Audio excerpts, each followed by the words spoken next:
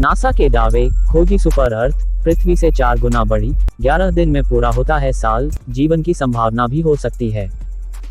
Commonwealth games के cricket, boxing, wrestling, badminton सब में हारे पाकिस्तानी।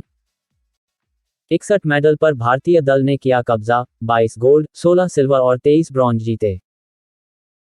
धमाकेदार प्रस्तुतियों के बीच चैंपियंस को कहा अलविदा, विक्टोरिया में मिलने का वादा भी लिया। बिहार के मुख्यमंत्री नीतीश कुमार ने मंगलवार को इस्तीफा दे दिया।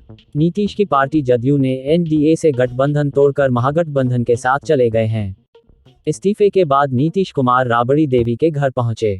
यहां से नीतीश के साथ तेजस्वी यादव और कांग्रेस के भक्त चरण दास मुख्यमंत्री आवास पहुंचे।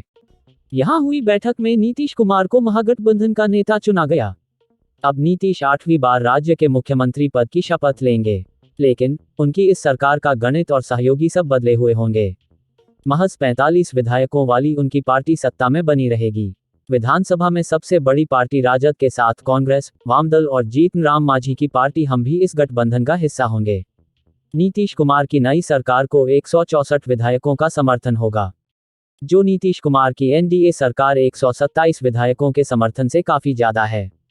नई सरकार में राजद के 79 विधायकों के साथ 19 विधायक कांग्रेस के, 16 विधायक वाम दलों के, 4 विधायक जीतनराम मांझी की हम के शामिल हैं। इसके साथ ही एक निर्दलीय के समर्थन का भी नीतीश कुमार ने दावा किया है। 77 विधायकों वाली भारतीय जनता पार्टी विपक्ष में अकेले रह जाएगी। वहीं विधानसभा चुनाव में 5 सीटें जीतने वाली एआईएमआईएम के पास अब सिर्फ के विधायक है। बाकी 4 विधायक राजद में शामिल हो चुके हैं। एआईएमआईएम के इकलौते विधायक का अब तक पक्ष साफ नहीं है। नीतीश के इस्तीफे के पहले ही जीतनराम मांझी की पार्टी का बयान आ गया। मांझी की पार्टी हमने कहा कि हमारी पार्टी नीतीश कुमार के साथ है। जीतनराम मांझी की पार्टी के 4 विधायक हैं। कांग्रेस विधायक शकील अहमद ने कहा है कि सब कुछ तय हो गया है। सूत्रों का कहना है कि नई नीतीश सरकार में 2015 की तरह तेजस्वी डिप्टी सीएम होंगे। कांग्रेस को विधानसभा अध्यक्ष की कुर्सी मिल सकती है। नीतीश के इस्तीफे के बाद भाजपा प्रदेश अध्यक्ष संजय जायसवाल ने प्रेस कॉन्फ्रेंस की। जायसवाल ने कहा, आज जो कुछ हुआ वह बिहार की जनता के साथ धोखा है। यह उस जनादेश का उल्लंघन है जो बिहार की जनता ने दिया था। बिहार की जनता इसके कतई भी बर्दाश्त नहीं करेगी। प्रेस कॉन्फ्रेंस में बिहार बीजेपी अध्यक्ष संजय जायसवाल, बिहार के उप मुख्यमंत्री रहे तारकिशोर प्रसाद, विधायक नितिन नवीन जैसे नेता मौजूद रहे। अखिल भारतीय रक्षा कर्मचारी महासंघ एआईडीएफ के महासचिव एवं जेसीएम के सदस्य श्री कुमार ने कहा, अगर केंद्र सरकार ने 8वें वेतन का गठन नहीं किया और पुरानी पेंशन व्यवस्था दोबारा से लागू नहीं की तो देश में अनिश्चितकालीन हड़ताल हो जाएगी। केंद्र सरकार के लाखों कर्मचारी असमंजस में हैं कि उन्हें इस बार 4% महंगाई दर यानी डीए का फायदा मिलेगा या नहीं। मौजूदा समय में सरकारी कर्मियों का डीए 34% है। 1 जुलाई से डीए में 4% की बढ़ोतरी का इंतजार किया जा रहा है। केंद्रीय कैबिनेट अगले 2-3 सप्ताह में डीए बढ़ोतरी की फाइल को मंजूरी दे सकती है। इसके बाद 8वें वेतन आयोग के गठन की खबर को लेकर कर्मचारी परेशान हैं। केंद्रीय वित्त राज्य मंत्री पंकज चौधरी ने संसद में कहा कि सरकार के सामने 8वें वेतन आयोग के गठन का कोई प्रस्ताव नहीं है। हालांकि उन्होंने यह भी नहीं कहा कि इसे सरकार नहीं लाएगी। उन्होंने राज्यसभा में बताया कि 7वें वेतन आयोग के अध्यक्ष ने यह अनुशंसा की थी कि 10 साल की लंबी अवधि की प्रतीक्षा किए बिना समय समय पर मैट्रिक्स की समीक्षा की जा सकती है। अखिल भारतीय रक्षा कर्मचारी महासंघ एआईडीएफ के महासचिव एवं जेसीएम के सदस्य श्री कुमार ने कहा, अगर केंद्र सरकार ने 8वें वेतन का गठन नहीं किया और पुरानी पेंशन व्यवस्था दोबारा से लागू नहीं की तो देश में अनिश्चितकालीन हड़ताल हो जाएगी। केंद्र और राज्यों के कर्मी संयुक्त तौर पर केंद्र सरकार का विरोध करेंगे। सरकारी कर्मियों के वेतन में बढ़ोतरी के लिए हर 10 साल में वेतन आयोग गठित होता रहा है। 7वें वेतन आयोग का गठन 24 फरवरी 2014 को हुआ था। इसकी सिफारिशें 2016 में लागू की गई थी। सरकार ने इस आयोग की सिफारिशों को स्वीकार कर कर्मियों के वेतनमान में बढ़ोतरी की थी। जेसीएम के सदस्य श्री कुमार ने कहा, 10 साल में एक बार वेतनमान की समीक्षा होनी चाहिए। जब कभी डीए वृद्धि का ग्राफ 50% से ज्यादा हो जाता है तो उसे कर्मियों की बेसिक पे में मर्ज किया जाता है। हालांकि इसमें भी सरकार वेतन आयोग की सिफारिशों के मुताबिक कार्य करती है। इससे वेतनमान में बढ़ोतरी के अलावा कई दूसरे भत्तों में भी इजाफा होता है। सरकार को ये सब तो देना ही पड़ेगा। 8वें वेतन आयोग के गठन में अभी समय है। अगर सरकार ऐसा नहीं करती है तो केंद्र और राज्यों के सरकारी कर्मचारी अनिश्चितकालीन हड़ताल पर चले जाएंगे। भारतीय प्रतिरक्षा मजदूर संघ के महासचिव और रक्षा मंत्रालय की JCM 2 लेवल काउंसिल के सदस्य मुकेश सिंह को भी विश्वास है कि केंद्र सरकार समय पर 8वें वेतन आयोग का गठन करेगी। 2026 में अभी 4 साल बाकी हैं। साल 2024-25 में मांग उठाई जाएगी। केंद्र सरकार के 48 लाख कर्मियों और 63 लाख पेंशनरों के लिए खुशखबरी है। महंगाई दर के हिसाब से केंद्र सरकार इस बार 4% में बढ़ोतरी कर सकती है। केंद्रीय कैबिनेट की मंजूरी मिलते ही 1 जुलाई से सरकारी कर्मियों और पेंशनरों को आर्थिक फायदा होगा। केंद्रीय कर्मचारियों को अभी 34% दर से महंगाई भत्ता मिल रहा है। 4% भत्ता बढ़ने के बाद DA की दर 38% पर पहुंच जाएगी।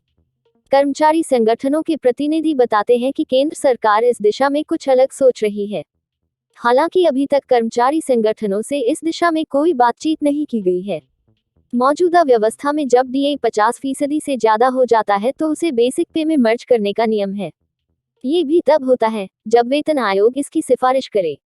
अब केंद्र सरकार में इस बात पर विचार चल रहा है कि एक तय सीमा तक DA में बढ़ोतरी के बाद वेतन में ऑटोमेटिक रिवीजन का सिस्टम तैयार किया जाए। 7वें वेतन आयोग के अध्यक्ष ने भी ऐसी अनुशंसा की थी कि वेतन वृद्धि के लिए 10 साल की लंबी अवधि की प्रतीक्षा क्यों की जाए। समय समय पर मैट्रिक्स की समीक्षा कर कर्मियों को आर्थिक लाभ पहुंचाया जा सकता है। जनवरी में 125.1 इंडेक्स बढ़ा था। फरवरी में यह इंडेक्स 125.0 रहा। मार्च में 126.0 और अप्रैल में 127.7 इंडेक्स ने उछाल लिया था।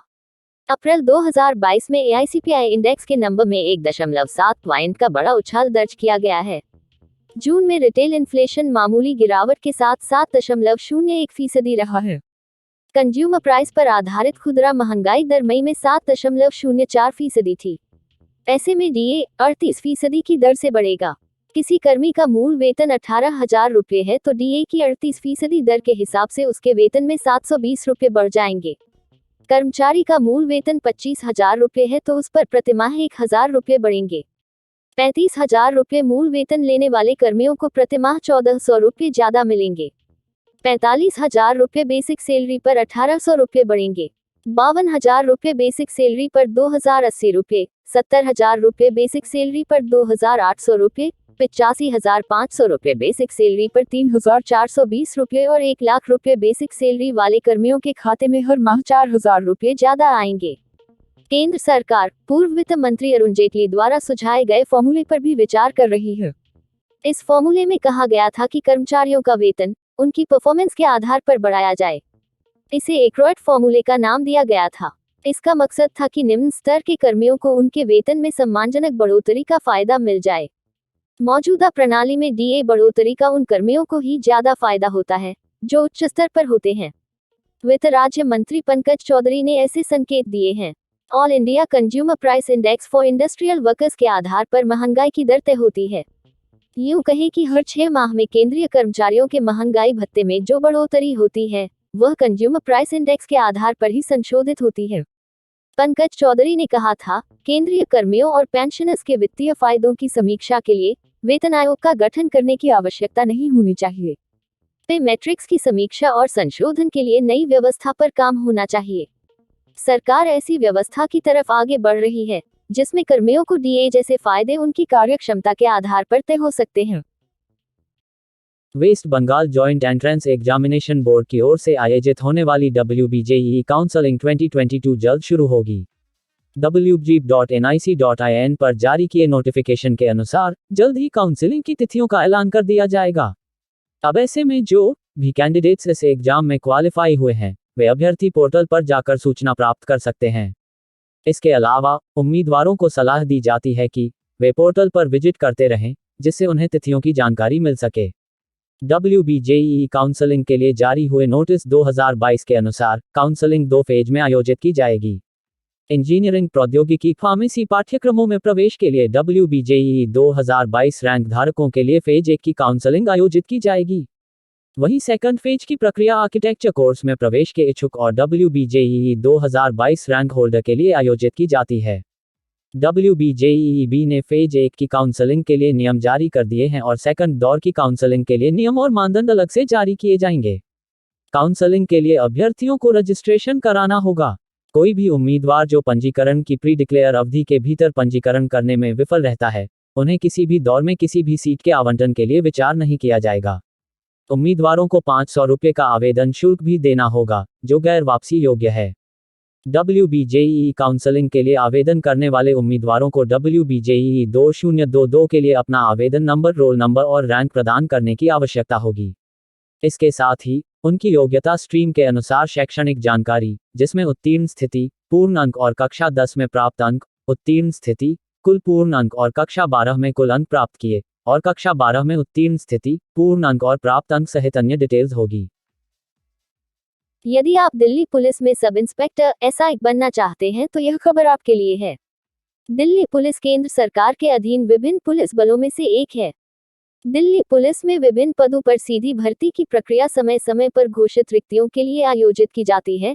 इनमें constable, driver, head constable, sub inspector, SI आदि शामिल हैं। इन पदों पर भर्ती के लिए योग्य उम्मीदवारों के सिलेक्शन के लिए चयन प्रक्रिया का आयोजन कर्मचारी चयन आयोग SSC द्वारा हर वर्ष किया जाता है। आयोग द्वारा दिल्ली पुलिस SI की भर्ती अन्य केंद्रीय पुलिस बलों के साथ साथ आयोजित की जाती है। इस परीक्षा को दिल्ली पुलिस और केंद्रीय सशस्त्र पुलिस बल CAPF उप निरीक्षक परीक्षा कहा जाता है। आइए जानते हैं इस परीक्षा में सम्मिलित होने के लिए योग्यता और चयन प्रक्रिया के बारे में। दिल्ली पुलिस एवं CAPF में SI भर्ती परीक्षा में सम्मिलित होने के लिए उम्मीदवारों को किसी मान्यता प्राप्त विश्वविद्यालय या किसी अन्य उच्च शिक्षा संस्थान से किसी भी विषय में स्नातक होना चाहिए। UG कोर्स के आखिरी वर्ष सेमेस्टर के स्टूडेंट्स भी आवेदन कर सकते हैं, बशर्ते उन्हें उस वर्ष की परीक्षा के लिए निर्धारित कट ऑफ डेट पर डिग्री उत्तीर्ण होना होगा। साथ ही उम्मीदवारों की आयु निर्धारित डेट पर 20 वर्ष से कम और 25 वर्ष से अधिक नहीं होनी चाहिए। हालांकि विभिन्न आरक्षित वर्गों SC, ST, OBC, ESM आदि के उम्मीदवारों को अधिकतम आयु सीमा में केंद्र सरकार के नियमों के अनुसार छूट दी जाएगी।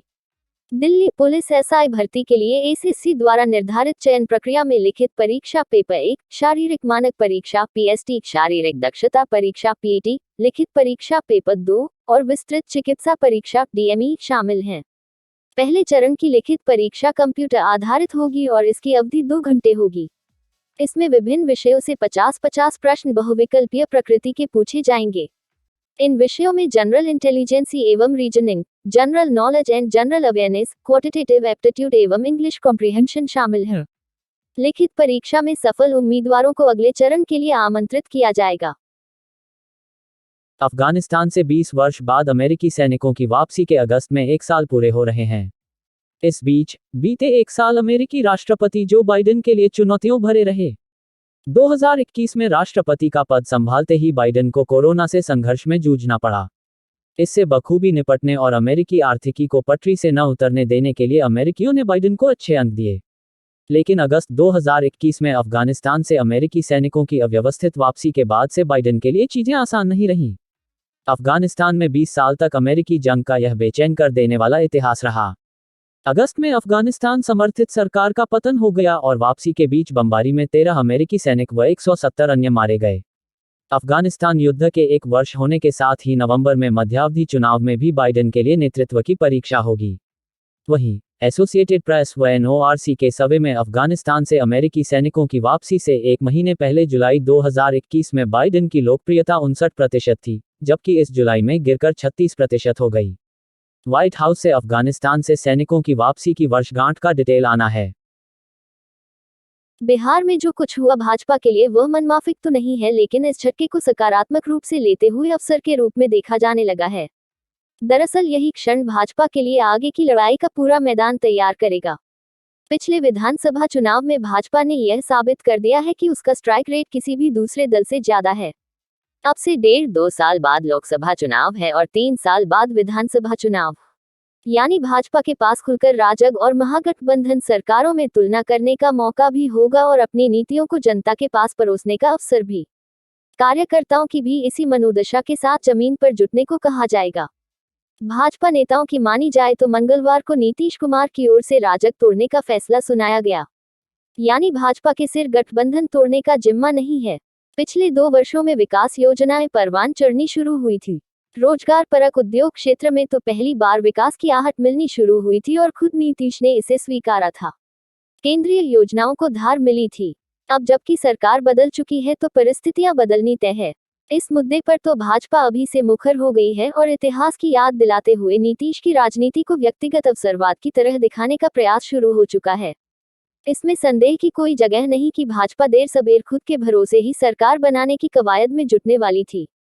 हाल के दिनों में बिहार में भाजपा के 3 दिवसीय कार्यक्रम में पार्टी अध्यक्ष जेपी नड्डा और केंद्रीय गृह मंत्री अमित शाह की मौजूदगी से इस संदेश को और बल मिला था और जदयू असहज हुआ था, इसमें भी संदेह नहीं। भाजपा नेताओं को यह भी भरोसा है कि 2020 चुनाव के बाद मंत्रिमंडल गठन में भी जिस तरह अति पिछड़ी जाति से आने वाली रेणु देवी को उप मुख्यमंत्री बनाया था, उसका संदेश आगे तक जाएगा। ध्यान रहे कि नीतीश ने ही अति पिछड़ा का कार्ड खेला था और राजनीतिक रूप से वह उनके लिए लाभदायक भी था। अब यह जताने की कोशिश होगी कि नीतीश को अति पिछड़ा और सशक्त महिला बर्दाश्त नहीं है। यह भी ध्यान रहे कि 2010 में नीतीश के महिला कार्ड ने असर दिखाया था। भाजपा इन दोनों कार्ड पर ही वार करेगी। बिहार की राजनीतिक लड़ाई में भाजपा, जदयू और राजद के बीच जातिगत खांचा कुछ इस तरह उलझा रहा है कि किसी के लिए भी अकेले पार पाना मुश्किल रहा है। नीतीश लंबे समय तक मुख्यमंत्री रह चुके हैं।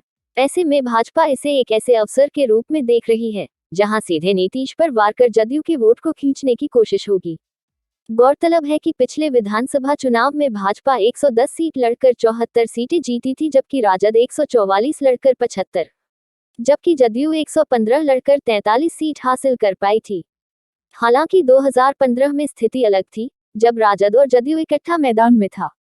तब इन दोनों दलों का स्ट्राइक रेट अच्छा था, पर भाजपा नेताओं की मानी जाए तो उसके बाद से मोदी सरकार की योजनाओं ने जमीन पर असर दिखाना शुरू कर दिया है। कार्यकर्ता पहले भी मैदान में थे, अब उनके हाथ पैर खुले हैं। भारत और चीन स्थिति की किसी भी संभावित टकराव को रोकने के लिए और सीमा पर उनके बीच मुद्दों पर सीधे चर्चा करने के लिए वायुसेना के बीच एक हॉटलाइन स्थापित करने की संभावना है। सरकारी सूत्रों ने बताया, पिछले हफ्ते चुशुल और मोल्दो सीमा बैठक बिंदु पर हुई हालिया वार्ता के दौरान चीनी और भारतीय वायुसेना के बीच सीधी हॉटलाइन होने का मुद्दा चर्चा में आया था। उन्होंने कहा कि हॉटलाइन की संरचना और स्तर पर दोनों देशों के बीच सैन्य स्तर पर भविष्य की बैठकों में चर्चा के लिए आने की संभावना है। सूत्रों ने कहा कि वायुसेना के बीच एक सीधी हॉटलाइन की आवश्यकता महसूस की गई क्योंकि लड़ाकू विमानों से जुड़े मुद्दे बहुत तेजी से बढ़ सकते हैं और एक बड़े संघर्ष का कारण बन सकते हैं। इस संबंध में पूर्वी लद्दाख सेक्टर में हाल में चीनी वायुसेना की गतिविधियों की पृष्ठभूमि में चर्चा हो रही है, जहां वे अक्सर 10 किलोमीटर की कॉन्फिडेंस बिल्डिंग मेजर लाइन का उल्लंघन कर रहे थे और एक अवसर पर 25 जून को एक मोड़ लेते हुए स्पष्ट रूप से सीमा पार कर रहे थे। उनकी गतिविधियों पर भारत की प्रतिक्रिया से चीनी हतप्रभ रह गए। सूत्रों ने बताया कि वार्ता के दौरान भारतीय पक्ष ने उनसे ऐसी गतिविधियों से बचने के लिए कहा, जबकि चीनियों ने शिकायत की कि भारतीय वायुसेना सीमा पर अपनी तरफ से व्यापक उड़ान भर रही है। पिछले मंगलवार को हुई सैन्य वार्ता में अप्रैल-मई 2020 में दोनों पक्षों के बीच टकराव की शुरुआत के बाद पहली बार भारतीय वायुसेना और चीनी वायुसेना के अधिकारी भी थे। भारतीय पक्ष में सेना के प्रतिनिधि भी शामिल थे और वायुसेना के अब से दोनों पक्षों के बीच सभी सैन्य वार्ता का हिस्सा होने की संभावना है। सूत्रों ने कहा कि चीनी हवाई उल्लंघन और उत्तेजक गतिविधियों से निपटने में हाल में विशेष सैन्य वार्ता के दौरान एक एयर कमोडोर द्वारा भारतीय वायुसेना का प्रतिनिधित्व किया गया था, लेकिन कोर कमांडर स्तर की वार्ता में इसका प्रतिनिधित्व एयर वाइस मार्शल रैंक के अधिकारी द्वारा किया जा सकता है। भारतीय वायुसेना ने वायु मुख्यालय के निर्देशों के अनुसार स्थापित प्रक्रियाओं के अनुसार प्रतिक्रिया दी है। भारतीय सेना एलएसी के पार फिंगर एरिया और हॉट स्प्रिंग्स के पास टकराव के बिंदुओं के पास चीनी गतिविधियों पर भी कड़ी नजर रखे हुए हैं। इस बीच भारतीय और चीनी सेना भी करीबी तौर पर कामकाजी संबंध बनाए हुए हैं, क्योंकि चुमार सीमा के पास तैनात आईटीबीपी का एक जवान सोमवार शाम को लापता हो गया था। उसकी तलाश करते हुए भारतीय पक्ष ने चीनी पक्ष को यह जांचने के लिए भी सूचित किया कि क्या वह अनजाने में दूसरी तरफ पार कर गया है। सूत्रों ने कहा कि हालांकि वह मंगलवार दोपहर को अपने ही पक्ष में पाया गया और उसे वापस अपने शिविर में लाया गया। आजादी के अमृत महोत्सव के अवसर पर जब हम पीछे देखते हैं तो एक जमाना था जब भारत में सुई, बटन जैसी छोटी मोटी चीजों का भी आयात करना पड़ता था। आज हम अनेक तरह के उपकरण दूसरे देशों को निर्यात कर रहे हैं। हमारे पूर्व राष्ट्रपति अपने भाषणों में इस बात का बार बार जिक्र करते थे। चिकित्सा के क्षेत्र में तो बहुत बड़ा परिवर्तन हुआ है। सबसे बड़ा कारण है कि हमारे मेडिकल कॉलेजों की शिक्षा का स्तर बहुत अच्छा है। 4 दशक पहले की मेडिकल की व्यवस्था को देखता हूं तो बड़ा बदलाव नजर आता है। अल्ट्रासाउंड, एमआरआई, सीटी स्कैन जैसी तकनीकी सुविधाएं आई हैं। हृदय रोग की चिकित्सा में बहुत बड़े बदलाव हुए। बाईपास सर्जरी के लिए लोग अमेरिका जाते थे, वह सब कुछ भारत में होने लगा है। अब देश के हर बड़े शहर में हॉट सर्जरी हो रही है। दवाओं में वैश्विक स्तर पर हमारी भागीदारी बहुत बड़ी हो गई है। जब HIV एड्स आया तो भारत ने ही पूरी दुनिया को इसकी दवाई बनाकर दी। इसी तरह रोबोटिक सर्जरी की शुरुआत हुई। इसका हॉट सर्जरी, ब्रेन सर्जरी में बहुत बड़ा योगदान है। मेडिकल सुविधाओं के मामले में हम दुनिया के किसी भी देश से पीछे नहीं हैं। हमारे डॉक्टर और मेडिकल स्टाफ दुनिया में सबसे अच्छे पेशेवर माने जाते हैं। हमें चरक और सुश्रुत के सिद्धांत पढ़ाए जाते हैं, जिन्हें मेडिकल की भाषा में क्लिनिकल मेडिसिन कहते हैं।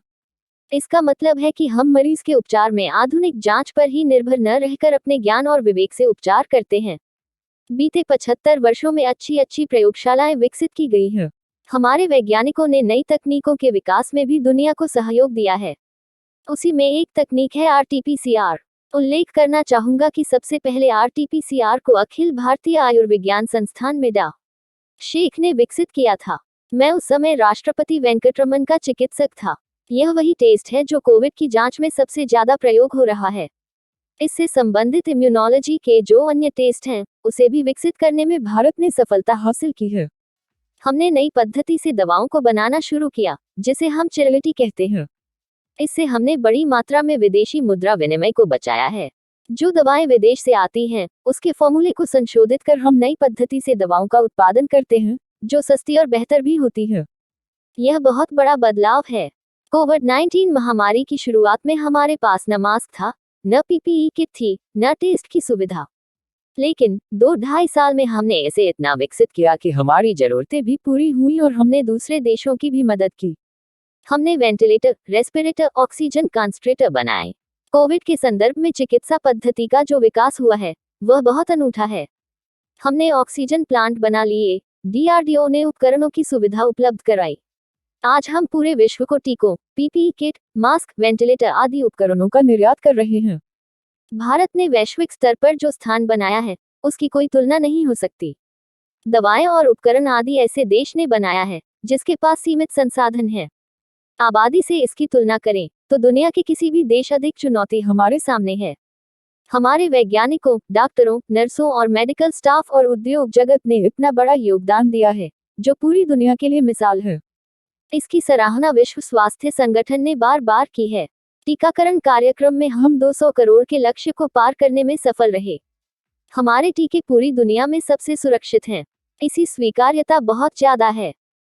जब हम आजादी के 100वें साल का जश्न मना रहे होंगे, भारत चिकित्सा के क्षेत्र में विश्व गुरु होगा।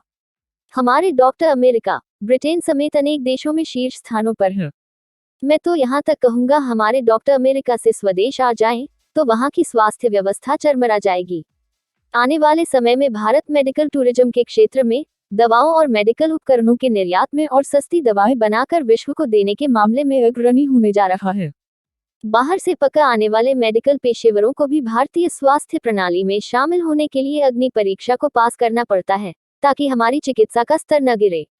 मेडिकल व्यवस्था पर स्वास्थ्य मंत्रालय और प्रधानमंत्री जी स्वयं नजर बनाए हुए हैं। नए मेडिकल कॉलेज भी खोले जा रहे हैं। जब मैं पढ़ता था तो सरकारी मेडिकल कॉलेजों की संख्या 10 से 12 हुआ करती थी। अब जिला स्तर पर मेडिकल कॉलेज खोले जा रहे हैं। कई राज्यों में मेडिकल कॉलेजों की संख्या बढ़ाई जा रही है। हालांकि अच्छे अध्यापकों की कमी पर भी हमें ध्यान देने की जरूरत है। बच्चों को अच्छा शिक्षण प्रशिक्षण मिले, इसके लिए हमें सजग और सचेत रहना है। चिकित्सा के क्षेत्र में भारत ने जितनी भी उन्नति की है, वह सराहनीय है। ऐसी कामना करता हूं कि देश प्रधानमंत्री जी के नेतृत्व में एक अच्छे सुनहरे कल की ओर आगे बढ़ेगा। मध्य प्रदेश के जबलपुर में पूर्व CM कमलनाथ ने मुख्यमंत्री शिवराज सिंह चौहान पर निशाना साधा है। कमलनाथ ने कहा कि राज्य में BJP नोटों के दम पर वोट खरीदने का काम कर रही है। शिवराज सिंह पैसों से वोट खरीद सकते हैं, लेकिन लोगों का दिल और दिमाग नहीं। उन्होंने कहा है कि मुख्यमंत्री शिवराज सिंह की नौटंकी की वजह से जनता का पेट भर गया है और वह आजिज है। चौहान झूठ न बोले तो उनका खाना तक न हजम हो। बता दें, मध्य प्रदेश के पूर्व मुख्यमंत्री कमलनाथ सोमवार 9 अगस्त 2022 जबलपुर में नवनिर्वाचित महापौर जगत बहादुर सिंह अन्नू के शपथ ग्रहण समारोह में शामिल होने के लिए आए थे।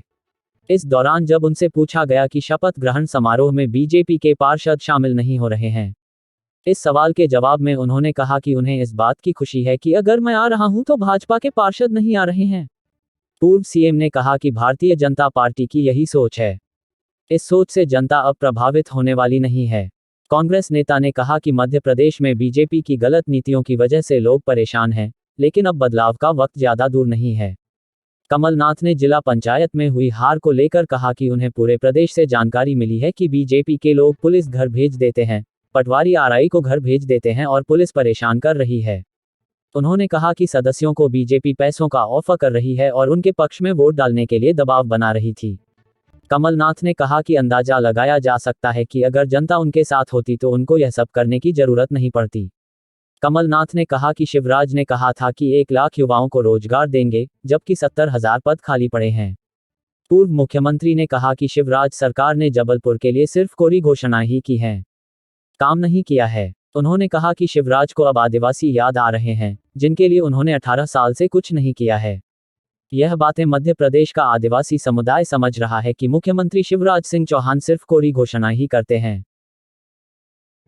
टेनिस खिलाड़ी सेरेना विलियम्स ने संन्यास लेने का ऐलान किया है। वह यूएस ओपन के जरिए अपने टेनिस करियर पर ब्रेक लगाने जा रही हैं। सेरेना ने 1 साल तक कोर्ट से दूर रहने के बाद इस साल जून महीने में वापसी की थी। फिलहाल सेरेना टोरंटो ओपन में खेल रही हैं, जहां उन्होंने पहला मैच जीत लिया है। विलियम्स ने वोग के सितंबर संस्करण की कवर स्टोरी में कहा कि उन्हें संन्यास शब्द कभी पसंद नहीं आया और अपनी जिंदगी के अगले पड़ाव को विकास शब्द देने को प्राथमिकता दी। उन्होंने कहा, मैं टेनिस से दूर उन अन्य चीजों की ओर विकसित हो रही हूं जो मेरे लिए महत्वपूर्ण है।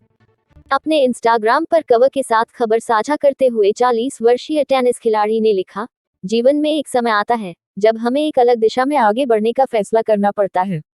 वह समय हमेशा कठिन होता है जब आप किसी चीज से इतना प्यार करते हैं। मेरी अच्छाई क्या, मैं टेनिस का आनंद लेती हूँ, लेकिन अब उल्टी गिनती शुरू हो गई है। मुझे एक माँ होने, अपने आध्यात्मिक लक्ष्यों और अंत में एक अलग लेकिन सिर्फ रोमांचक सेरेना की खोज पर ध्यान केंद्रित करना है। मैं इन अगले कुछ हफ्तों का आनंद लेने वाली हूँ। 2018 फ्रेंच ओपन के दौरान सेरेना ने नाइके के पूरे काले रंग के कैटेसूट में सभी को चौंका दिया था। सेरेना ने कहा था, मैं इसमें एक योद्धा की तरह महसूस करती हूँ, एक योद्धा राजकुमारी की तरह, शायद वकंडा की एक रानी। Be aware with the world. APN Broadcast Service.